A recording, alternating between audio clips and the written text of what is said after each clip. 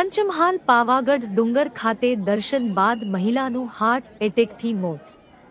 પંચમહાલ જિલ્લાના પ્રખ્યાત યાત્રાધામ મહાકાળી મંદિર ખાતે એક દુઃખદ ઘટના સામે આવી છે, જેમાં વાપીથી પરિવાર સાથે દર્શન માટે આવેલી એક મહિલાનું હાર્ટ એટેકના કારણે મોત નીપજ્યું હોવાનું જાણવા મળ્યું છે.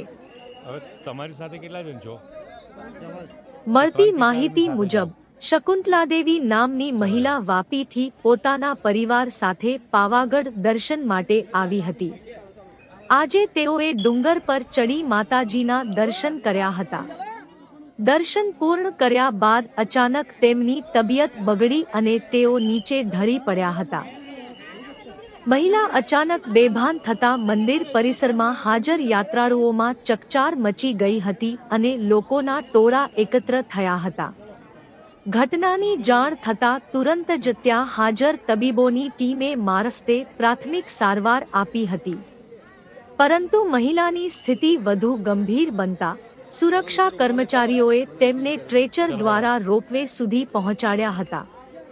ત્યારબાદ તેમને 108 એમ્બ્યુલન્સ દ્વારા હાલોલની સરકારી હોસ્પિટલ ખાતે ખસેડવામાં આવ્યા હતા. દુર્ભાગ્યવશ હોસ્પિટલમાં સારવાર મળે તે પહેલા જ તેમનું મોત નીપજ્યું હોવાનું ડોક્ટરોએ જાહેર કર્યું છે.